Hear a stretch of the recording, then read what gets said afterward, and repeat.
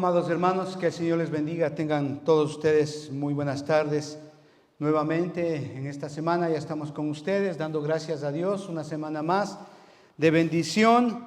Y como la mayoría de ustedes se habrá dado cuenta, ya estamos prácticamente en marzo. Y en marzo, ustedes saben, se celebra la Pascua. Y todo el mundo cristiano, o bueno, el que se dice cristiano, pues acostumbra a celebrar este mes la Pascua. Y miles de personas celebran la Pascua o la mal llamada Ista, ¿verdad? Y esto es interesante porque cantidad de personas mezclan lo que es la muerte de Jesucristo en la cruz y la resurrección de Jesucristo, mezclan con el esconder huevitos pintados de colores y poder encontrarlos ahí atrás en el patio. Eso es, pues, mezclar dos cosas que no tienen nada que ver lo uno con lo otro. Y lastimablemente, pues, incluso en muchos hogares cristianos suelen hacer este tipo de celebración. Yo creo que como creyentes debemos de tener muy claro qué significa realmente la Pascua para los que decimos ser creyentes. Pero sin embargo, y lastimablemente, esto sucede muy a menudo. Así que lo interesante acá, amados hermanos, es que debemos de entender qué significa la muerte de Jesucristo en la cruz, qué significa la resurrección de Jesucristo en la cruz. Mucha gente sabe acerca de la Pascua y tiene tal vez un conocimiento de lo que es la crucifixión, de lo que es la resurrección de Jesucristo. Lo saben desde un punto de vista histórico, ¿verdad? Saben que eso sucedió en algún punto de la historia, hace algunos 2000 años atrás, más o menos. A veces también mucha gente conoce acerca de la Pascua, es como un mito, como algo que pudo haber sucedido en algún punto de la historia, que tiene algo de verdad y que tiene algo de mitológico. Otros celebran la Pascua como un asunto de, tradición, ¿verdad? Es tradición, pues así aprendieron, aprendieron de sus padres y sus padres de sus abuelos, etcétera, etcétera.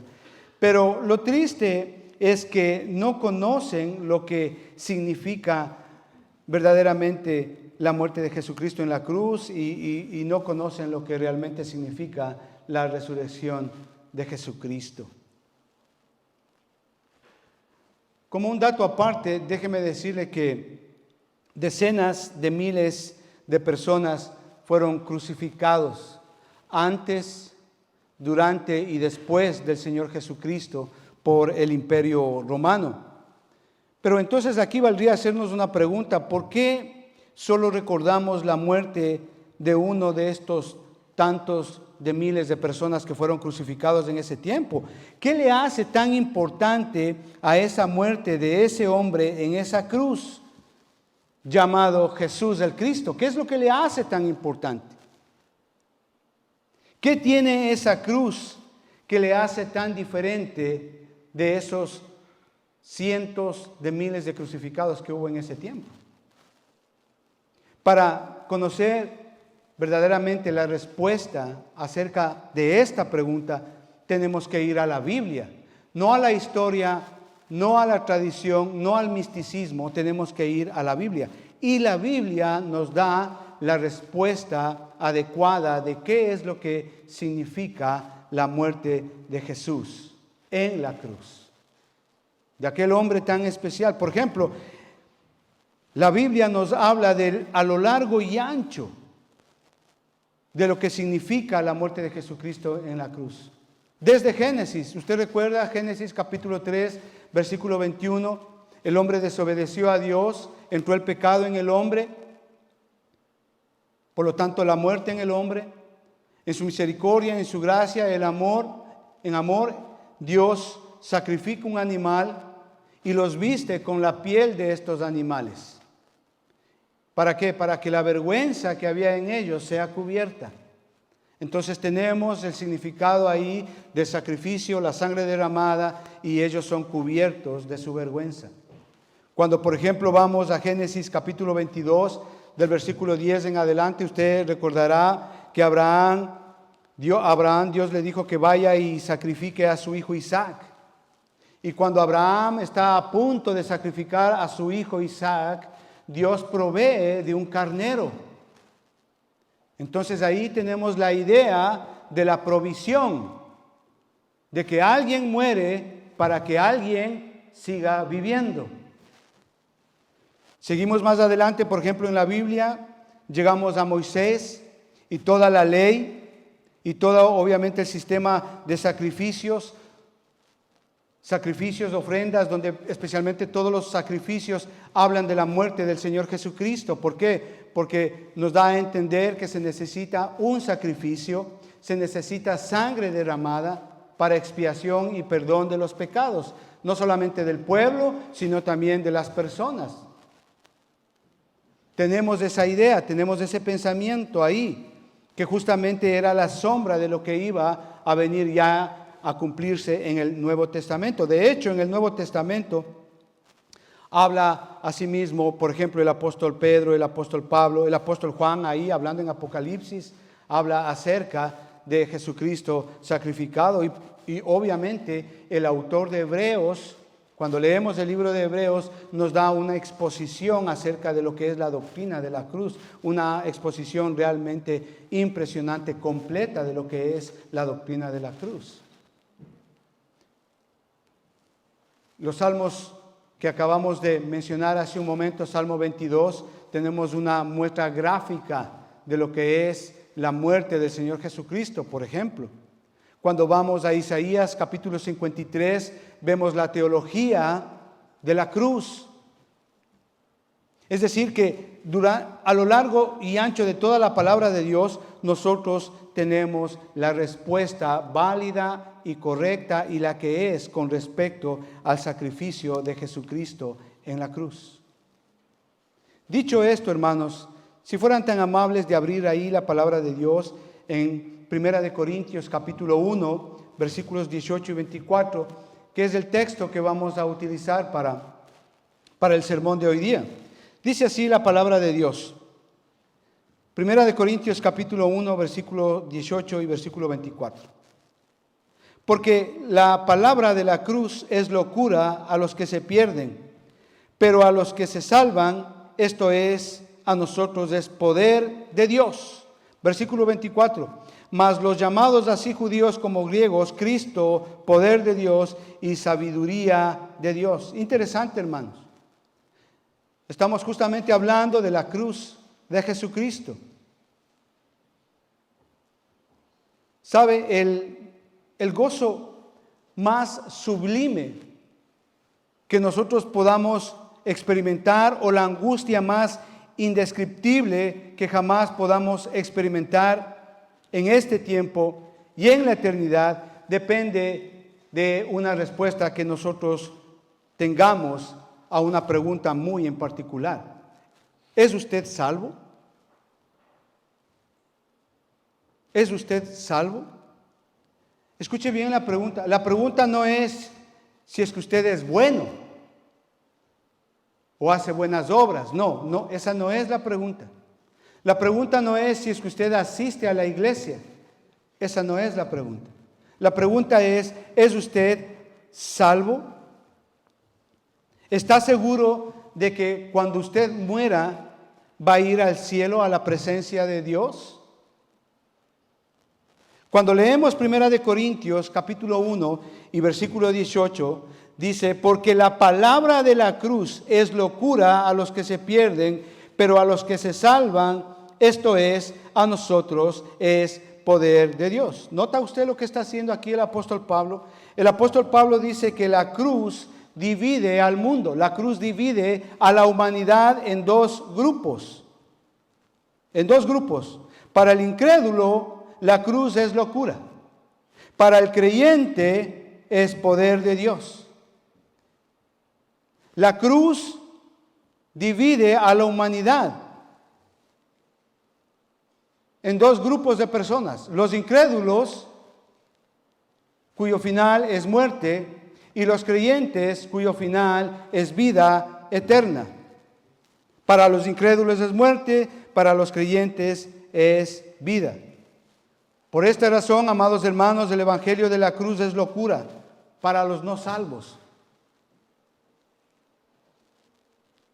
¿Por qué? Porque ellos razonan y argumentan y dicen: ¿cómo un hombre que se creía rey puede salvar a una persona, a todo aquel que en él crea? ¿Cómo? No entienden eso.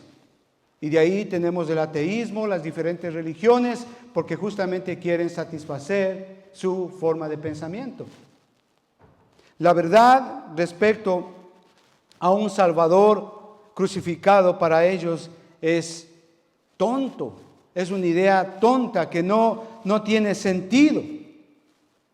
Claro, Primera de Corintios capítulo 2 y versículo 14 dice así: pero el hombre natural no percibe las cosas que son del Espíritu de Dios, porque para él son locura y no las puede entender, porque se han de discernir espiritualmente.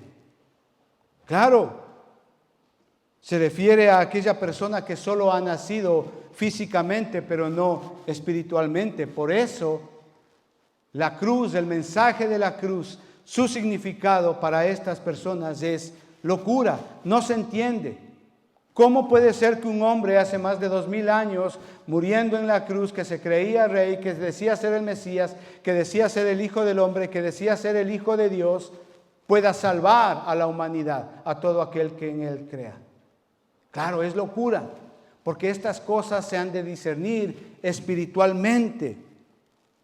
Por esta razón, amados hermanos, la cruz es un asunto de vida o de muerte. Y eso es precisamente lo que vamos a desarrollar hoy. La cruz es un asunto de vida o de muerte. Ahí en Mateo capítulo 27 y versículo 26, Pilato ordena que crucifiquen a Jesucristo. Literalmente que vaya a morir en la cruz. Entonces, si la cruz es un asunto de vida o muerte, entonces vamos a ver hoy qué es lo que representa la cruz en cuanto a la muerte. Como primer punto, vemos que representa la muerte en sí misma. Ahí en Gálatas capítulo 3 y versículo 13 dice que Cristo nos redimió de la maldición de la ley, hecho por nosotros maldición, porque escrito está: maldito todo aquel que es colgado en un madero. ¿Sí ve? Colgado en un madero. La cruz fue un instrumento de tortura utilizado por los romanos para hacer que la persona que está ahí colgado muera lo más lentamente posible y lo más dolorosamente posible. Es decir, la cruz es un instrumento de tortura. Por eso es que, según Primera de Pedro, capítulo 3 y versículo 18, dice: porque también Cristo padeció una sola vez por los pecados, el justo por los injustos, para llevarnos a Dios. Si ve, la muerte de Jesucristo era necesaria para que los que creemos en Él podamos ser llevados a Dios. Podamos ser acercados a Dios, acercarnos a Dios. Es decir, que la muerte sustitutiva es la clave para comprender cómo Dios trata el pecado y cómo por esa muerte en esa cruz se nos es otorgado el perdón a todos los que creemos en Él. Por eso es que Romanos capítulo 6 y versículo 23 dice: porque la paga del pecado es muerte. Pero no solamente la cruz en cuanto a la muerte representa la muerte en sí misma, sino como punto 2 representa maldición. Gálatas capítulo 3 y versículo 13 que acabamos de leer, dice así: Cristo nos redimió de la maldición de la ley hecho por nosotros, dice. Maldición, porque escrito está: maldito el que es colgado en un madero. Obviamente esto está relacionado con la maldición. Deuteronomio capítulo 21, versículos 22 y 23 dice: si alguno hubiere cometido algún crimen digno de muerte y lo hicieres morir y lo colgareis en un madero, no dejaréis que su cuerpo pase la noche sobre el madero. Sin falta lo enterrarás el mismo día, porque maldito por Dios es el colgado. ¿Se da cuenta? Nos muestra que la ley nos maldice a todos. ¿Por qué? Porque Ezequiel capítulo 18 y versículo 20 dice: el alma que pecare, esa ciertamente morirá. Romanos 6:23, porque la paga del pecado es muerte. Y solamente podemos ser justificados por medio de la fe en Jesucristo. Esto nos lleva a hacernos dos preguntas. ¿Qué es la maldición de la ley? ¿Y quién está bajo la maldición? Entonces, en este punto 2, como punto A, ¿qué es la maldición de la ley? La maldición de la ley, hermanos, es el juicio de Dios por quebrantar la ley. Es la pena o sentencia que Dios establece por no cumplir su ley, por no cumplir su palabra. Por lo tanto, la persona que quebranta la ley está sujeto al juicio de Dios, a la ira de Dios. Es decir, que no solamente la maldición de la ley en sí misma está sobre nosotros, sino también la ira de Dios en nosotros, sobre nosotros. ¿Por qué? Porque la ley de Dios es perfecta, es correcta, es santa, es justa, es pura. Y sobre todas las cosas, la ley de Dios es inevitable. Es inevitable. Nahum capítulo 1, versículo 2, dice así: Jehová Dios, celoso, vengador, Jehová es vengador, lleno de indignación. Estamos hablando del carácter de Dios. No solamente es amor y perdón, pero también es celoso y vengador, lleno de ira y de indignación. Salmo 5, versículo 5 dice que Dios aborrece a aquel que hace iniquidad. Dios aborrece.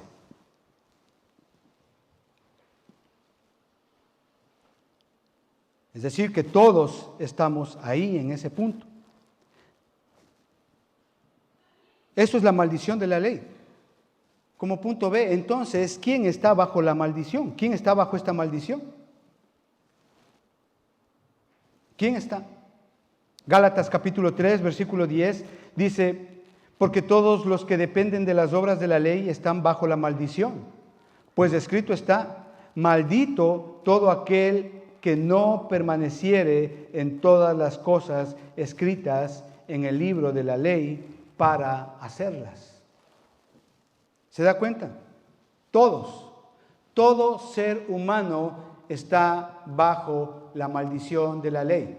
Crea en Dios o no crea en Dios, sea ateo, sea budista, sea lo que sea. Todo ser humano, hombre, mujer, niño, todo ser humano está bajo la maldición de Dios. Nadie puede cumplir la ley. Nadie la puede. Por el asunto del pecado. Idolatría, fornicación, adulterio, robo, mentira, etcétera, etcétera. Rompen la ley de Dios. Van en contra de lo que Dios estableció en su palabra, en su ley. Nadie puede cumplirlo. Mire, por ejemplo, ahí en Mateo capítulo 22 y versículo 37, Jesús está hablando y Él está diciendo: miren, este es el primer y gran mandamiento, amar a Dios por sobre todas las cosas, con toda tu mente, corazón, alma y cuerpo. Pero no hay, ni ha existido ningún ser humano que pueda cumplir ni siquiera ese primer mandamiento. No ha existido, ni siquiera por un día entero. ni siquiera por mediodía, ni siquiera por un segundo. No hay un solo ser humano que pueda amar a Dios con todo su corazón, con toda su mente, con toda su alma, con todo su cuerpo por ni siquiera un segundo. No existe. Por eso es que todo ser humano está bajo maldición, bajo pena de muerte, porque todos hemos pecado. Romanos capítulo 3 y versículo 23 dice, por cuanto todos pecamos, estamos destituidos de la gloria de Dios. Todos. Todos pecamos, estamos bajo maldición por causa del pecado, porque la ley ha sido quebrantada. Al ser quebrantada la ley es igual a maldición. Cuando hablamos de maldición estamos hablando de que Dios ha establecido una sentencia y por ende un juicio de parte de Dios. Y ese juicio de parte de Dios es inevitable. Es inevitable. No merecemos más que la ira de Dios sobre nosotros. Pero, ¿qué representa la cruz en cuanto a la muerte? No solamente la muerte en sí misma, no solamente la maldición, sino también vergüenza. Ahí, por ejemplo, en Hebreos capítulo 12 y versículo 2, dice así: puestos los ojos en Jesús, el autor y consumador de la fe, el cual, por el gozo puesto delante de él, sufrió la cruz, menospreciado el oprobio, y se sentó a la diestra del trono de Dios. Cuando hablamos de oprobio, estamos hablando de vergüenza. Cuando hablamos de vergüenza, estamos hablando de humillación. Esta es vergüenza. De hecho, el Señor Jesucristo en la cruz fue totalmente desnudo, mostrando su vergüenza, completamente desnudo. En el Antiguo Testamento la palabra vergüenza se asocia con la desgracia. ¿Recuerda usted ahí en el huerto del Edén? Dios modela ropa para Adán y para Eva. Los cubrió. ¿Para qué? Para cubrir su vergüenza. Ese es un don de Dios, por medio justamente de un sacrificio. Un animal sacrificado, su sangre fue derramada, su piel cubrió su vergüenza. Sin embargo, de esto Jesús fue completamente desnudo a la cruz. Sinónimo de soledad, desamparo, profunda aflicción. Jesús muere la muerte de un malhechor, en medio de burlas, blasfemias, escupitajos. Y déjeme decirle que Él hizo todo eso por usted y por mí. Él sufrió la muerte, Él sufrió la maldición de la ley, Él sufrió la vergüenza por ti y por mí. Pero eso en cuanto a la muerte. Pero ¿qué representa la cruz en cuanto a la vida? Primer punto, salvación y vida eterna. En Romanos capítulo 3 y versículo 23, que lo leímos hace un momento, dice: por cuanto todos hemos pecado, hemos sido destituidos de la gloria de Dios. Romanos capítulo 6, versículo 23 dice que la paga del pecado es muerte, mas la dádiva de Dios es vida eterna en Cristo Jesús. ¿Sabe? La vida es un regalo de Dios. Si es un regalo de Dios, entonces no podemos comprarlo, ni tampoco podemos pagar por él. Nuestra salvación es un regalo. Es decir, no es algo que usted y yo hemos hecho o ni siquiera nos merecemos. Ahí en Efesios capítulo 2, versículos 8 y 9 dice: porque por gracia sois salvos. Por gracia. Esta palabra gracia significa favor inmerecido. Es un favor que aunque no lo merecemos, Dios nos está dando. Por gracia, dice. Por gracia sois salvos por medio de la fe. Es decir, que Dios utiliza un medio para que esa gracia que no nos merecemos sea efectiva en nosotros, y ese medio es justamente la fe. Y dice ahí, y esto no de vosotros, pues es un don de Dios. Incluso la fe es un don, es un regalo de Dios. Entiende que toda la salvación, en toda la salvación de su alma, de la eternidad de su alma, solamente Dios está involucrado en ella, el Padre, el Hijo y el Espíritu Santo. Usted y yo no hacemos nada. ¿Sabe por qué? Porque ahí dice claramente, no por obras para que nadie se gloríe. Dios es el autor y consumador de nuestra salvación. Y dando gracias a ello, usted y yo somos salvos. Y Dios nos salvó por su misericordia. Tito capítulo 3, versículo 5 dice así, que Él nos salvó no por obras de justicia que nosotros hubiésemos hecho, sino por su misericordia, por el evangelio de la regeneración y de la renovación en el Espíritu Santo. Y esto Jesucristo lo hizo en la cruz. Él derramó toda su sangre, perfecta, pura. Recuerden, en el Antiguo Testamento era necesario en la ley que el animal sea sacrificado y toda su sangre sea derramada para expiación y perdón, no solamente del pueblo, de una familia, de una persona que venía a ofrecer ese sacrificio. Lo mismo está haciendo el Señor Jesucristo en la cruz. Levítico 17 y versículo 11 dice que la vida de la carne en la sangre está.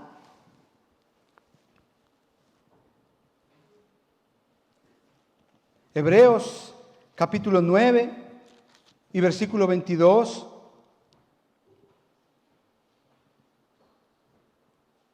Dice así, casi todo es purificado según la ley, con sangre. ¿Por qué? Dice, porque sin derramamiento de sangre no hay remisión de pecado.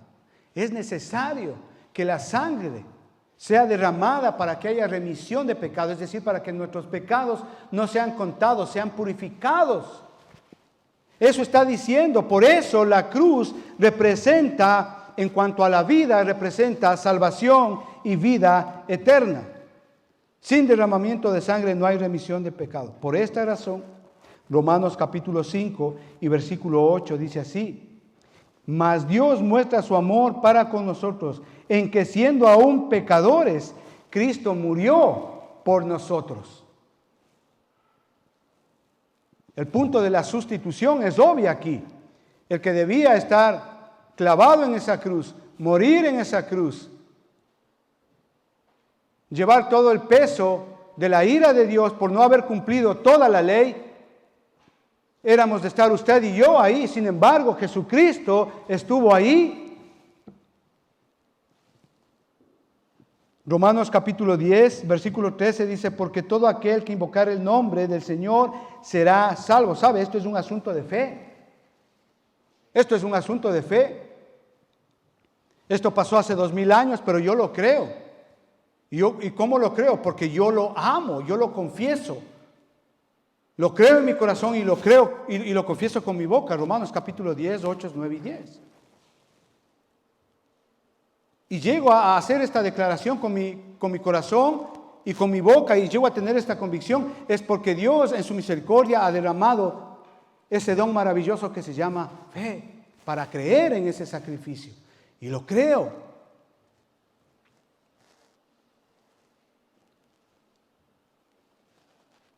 Por eso es que cuando creemos, llegamos a ser hijos de Dios. Juan capítulo 1, versículo 12. Es decir, que Jesús murió en la cruz para que pudiésemos tener vida eterna.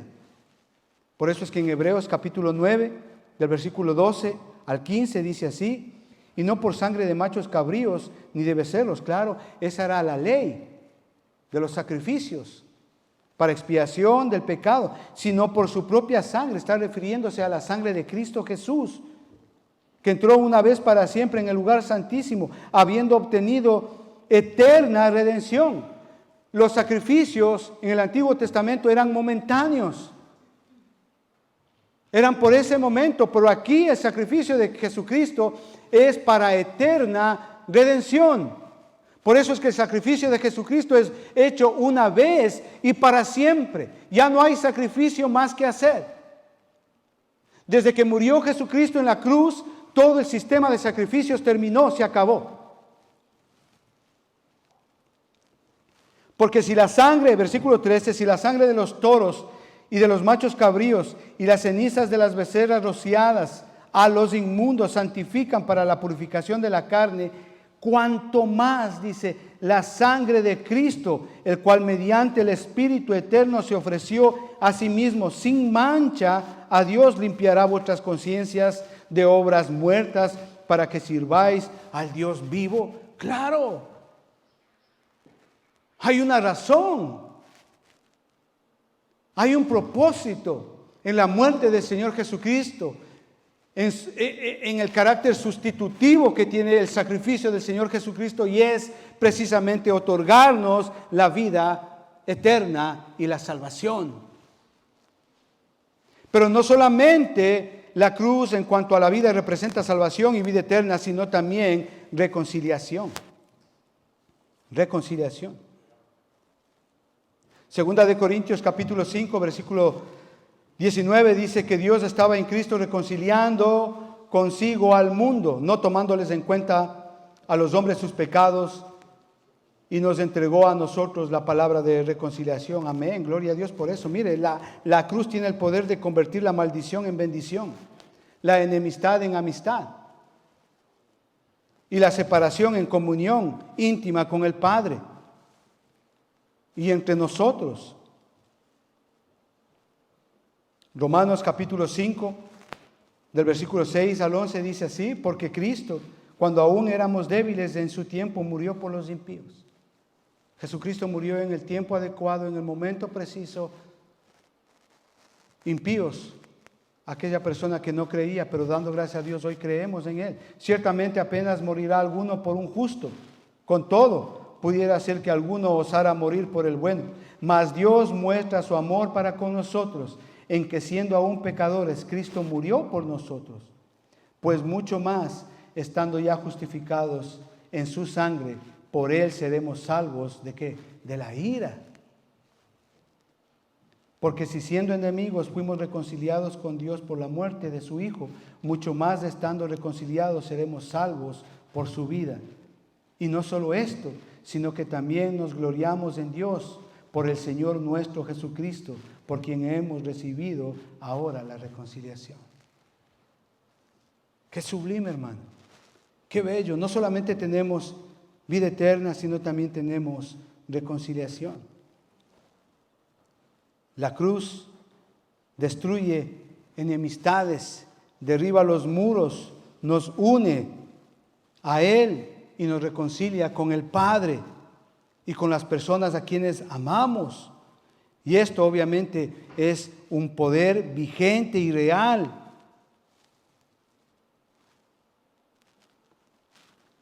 Y aquí, hermanos, no cuentan nuestros méritos, cuenta el sacrificio de Jesucristo.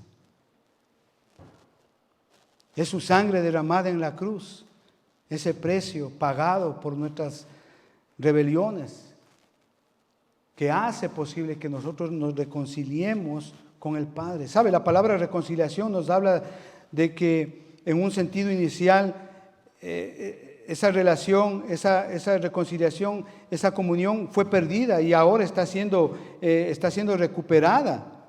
Esta palabra en su contexto, amados hermanos, se describe básicamente lo que representa la vida eterna, porque sin reconciliación no podemos tener vida eterna. Y eso precisamente es lo que el Señor Jesucristo hace en la cruz. Lo que sucedió en la cruz, nos reconcilió con el Padre. No solamente Él no solamente fuimos atraídos, sino también fuimos traídos por medio de Jesucristo a una reconciliación con el Padre. Es decir, se nos es devuelta por medio del sacrificio de Jesucristo, se nos es devuelta esa relación que teníamos con el Padre. Romanos capítulo 5, versículo 1 dice: justificados por la fe, tenemos paz para con Dios por medio de nuestro Señor Jesucristo. Si ves, reconciliación. Pero no solamente eso, amados hermanos, sino que también ¿Qué es lo que representa la cruz en cuanto a la vida? No solamente salvación, vida eterna, no solamente reconciliación, sino también santidad. Santidad. Hebreos capítulo 12, versículo 14 dice así: seguid la paz y la santidad, porque sin ella nadie verá a Dios. ¿Entiende eso, hermano? Sin santidad nadie verá a Dios. Y esto precisamente es lo que identifica a los hijos de Dios. ¿Por qué? Porque el poder del pecado corrompe, daña, destruye, mata, nos aleja de Dios. Ahí en Juan 17, versículo 19 dice: y por ellos yo me santifico a mí mismo, para que también ellos sean santificados en la verdad. Somos santificados en Jesucristo. Dicho sea de paso, la santidad jamás está de moda.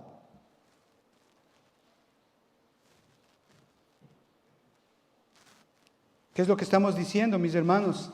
La obra de Jesús hecha en la cruz no solamente es para quitar nuestros pecados, sino también para hacernos aceptos, justos, separados, que eso justamente es lo que significa la palabra santidad, separarnos para un uso exclusivo y santo de Dios. Nos separamos para Él, para honrarle, glorificarle, servirle. Somos santificados gracias a nuestro Señor Jesucristo y su sacrificio en la cruz. Hebreos capítulo 13, versículo 12 dice: por lo cual también Jesús, para santificar al pueblo mediante su propia sangre, padeció fuera de la puerta. Claro, Él murió fuera de Jerusalén. Pero lo que está diciendo acá es que su muerte nos santifica por su sangre derramada. Hemos sido separados para Él, le pertenecemos a Él, somos suyos. Hebreos capítulo 10, versículo 10 dice: por lo cual también Jesús, para santificar a su pueblo mediante su propia sangre, padeció fuera de la puerta. Impresionante, hermano, impresionante. ¿Cómo no amarle al Señor Jesucristo? ¿Cómo no darle las gracias a Él? Porque en Él tenemos todo lo que necesitamos para ir al cielo. Su sangre, su sacrificio.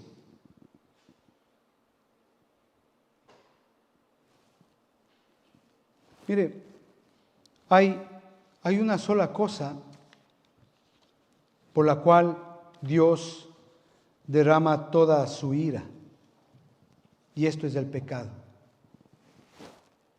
Entonces la cruz es un juicio divino.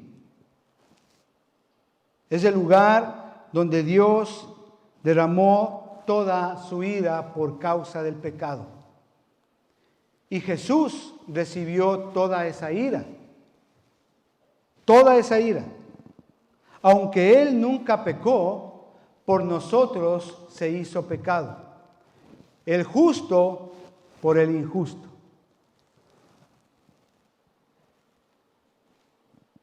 El Evangelio de la cruz ha sido predicado.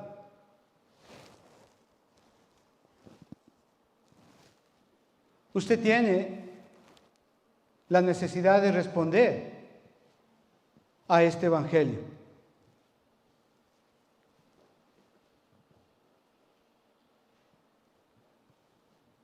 Aquellos que rechazan la cruz, aquellos que niegan la cruz, para ellos habrá muerte eterna, maldición, vergüenza, una eternidad separados de Dios. Para aquellos que aceptan la cruz, habrá vida, habrá salvación, habrá reconciliación, habrá santidad. Y a esta respuesta, usted tiene que Tiene que ver con su corazón. ¿Cómo responde usted a esto? ¿Qué respuesta usted le da a la cruz cuando el evangelio de la cruz ha sido predicado? Yo le recomiendo que acepte la cruz como el único medio para que su alma viva eternamente junto al Padre. Si usted está viendo este video por primera vez, usted está aquí en esta congregación por primera vez, y usted ha pensado que la cruz es un asunto de tradición o un asunto de mitología o historia de un hombre que vivió hace más de 2000 años, que era bueno y que tenía buenos pensamientos, eso no es lo que me muestra el mensaje de la cruz. Lo que el mensaje de la cruz me muestra es que nos libra de la muerte, nos libra de la maldición, nos libra de la vergüenza y nos da vida eterna, nos da salvación, nos da reconciliación con el Padre, nos da santidad por ese sacrificio que Jesucristo hizo en nuestro lugar. ¿Cómo no amarlo al Señor Jesucristo? Padre, yo te doy gracias en el nombre de Jesucristo. Por este día, por esta tu palabra, Señor, oro, Señor, para que nuestros corazones, Señor, tengamos la convicción que viene de arriba, de lo alto, Señor, y podamos creer en ti. Oro, Señor, por aquellas personas que por primera vez escuchan el evangelio de la cruz. Señor, tú en tu misericordia les otorgues ese don maravilloso de la fe, para que creyendo, Señor, puedan aceptar a Jesucristo como su Señor y como su Salvador. Y en base a los méritos de Jesucristo en la cruz, sus pecados sean perdonados y puedan venir a la vida eterna en Cristo Jesús. Padre, te agradecemos, Señor, porque cuando, amado Jesús, tú eres no solamente nuestro Señor, sino también nuestro Salvador. Sabemos que en el momento en que vamos a enfrentar la muerte, no vamos a estar solos. Tú estarás con nosotros y lo estarás para siempre. Te damos gracias, amado Padre, en el nombre de Cristo Jesús. Amén y amén. Amén, hermanos. Que Dios les bendiga. Muchas gracias.